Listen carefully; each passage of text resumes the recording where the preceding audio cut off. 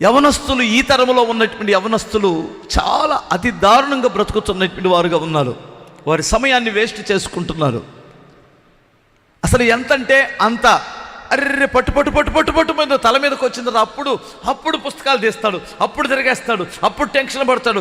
అమ్మ రేపు పొద్దునే నాకు ఎగ్జామ్స్ ఉన్నాయి రేపటి నుంచి అని కంగారు పడిపోతాడు. ముందు మాత్రం హ్యాపీగా ఉంటాడు. అనవసరమైన సమయాన్నంతా, అనవసరమైన పనికి అంతా సమయం వేస్ట్ చేసుకుంటాడు. అవసరాన్ని గుర్తించి సమయాన్ని కానీ చాలా జాగ్రత్తగా కానీ మనం కేటాయించుకుంటే జీవితం సక్సెస్ అవుతుంది. లేదంటే అట్టర్ ఫ్లాప్ అయింది. మనం బ్రతుకుతున్నాం. ఈ భూమి మీద పుట్టినటువంటి వాడు ఎవడైనా ఊరికినే బ్రతికేస్తాడండి. ఎట్లాగా బ్రతికేస్తాడు. కుక్క పుట్టిద్దా, కుక్క బ్రతికేసిద్ది. పంది పుట్టిద్దా, పంది బతికేద్ది. ఎందుకు మీ పక్కన తిరుగుతున్న ఈగలు ఉన్నాయా, ఈగ కూడా బ్రతికేసిద్ది. అది కాదు మానవ జీవితం.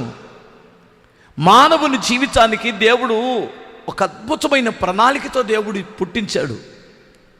ఆ ప్రణాళికలన్నీ నెరవేర్చబడాలి అంటే నేను ఏం చేయాలి పాస్టర్ గారు? దేశాన్ని నేలాలా? దేశాన్ని నేలాల్సిన అవసరంలా. నీ కుటుంబానికి నువ్వు న్యాయం చేసి చచ్చిపోతే చాలు, నువ్వు సక్సెస్ అయినట్టే.